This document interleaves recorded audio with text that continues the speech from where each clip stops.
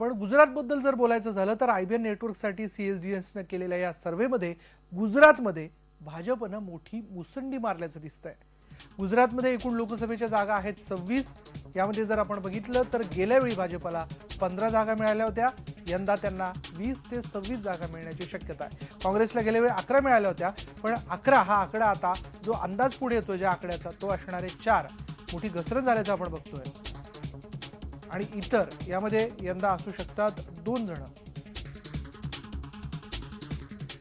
हे जे लोक विरुद्ध केले जवळजवळ 50% लोक म्हणतात मुठभरांचा विकास झाला। त्याच्यामधला एक महत्त्वाचा मुद्दा असा आहे की हजारो लघु उद्योग आणि मध्यम दर्जाचे उद्योग हे बंद पडलेले आहेत आणि सुमारे 8 लाख कामगार त्याच्यामुळे बेकार झालेत। हा त्यांच्याच सरकारने प्रसिद्ध केलेला डेटा आहे आणि त्याच्यामुळे तिथे जी असलेली आर्थिक स्थिती आहे आणि ज्या जमिनी शेतकऱ्यांकडून अत्यंत स्वस्तात विकत घेतल्या आणि त्या अत्यंत अतिशय फुकट पद्धतीने ह्या सगळ्या उद्योगपतींना दिल्या, त्यामुळे शेतकऱ्यांचंही नुकसान झालं आणि उद्योगपतींनाही फुकट जागा मिळाल्या।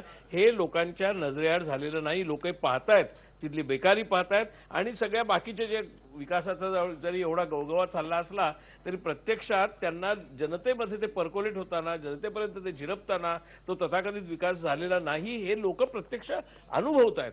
आणि केजरीवालांनी ज्या वेळेला तिथल्या शाळांना, तिथल्या हॉस्पिटल्सना या सगळ्या ठिकाणी भेटी दिल्या आणि ते संपूर्ण यांचं भानगड, यांचं सगळ्या विकासाचं ढोंग हे ज्यावेळेला एक्सपोज केलं तेव्हा ते लोकांना अधिक प्रकर्षाने जाणवलं। आणि म्हणून मला वाटतं हा डेटा अत्यंत महत्त्वाचा आहे की ज्या ठिकाणी मोदी वेव्ह आहे आणि ती मोदी वेव्ह तुम्हाला दिसते, म्हणजे प्रत्यक्षात मोदींना मतं मिळतात हेही दिसतंय, पण त्याच मोदींना मतं मिळताना सुद्धा हा विकासाचा बुरखा किती खोटा आहे हे पण लोकांना कळतंय। या दोन्ही गोष्टी परस्पर विरोधाभासाच्या वाटल्या तरी त्यात तसा विरोधाभास नाही। आता मोदी त्यांच्या गुजरातच्या अस्मितेचाही प्रश्न आहे, मोदींनी पंतप्रधान होणं आणि त्या एकूण प्रचाराचा इथे बळी असण्याचा संबंध आहे।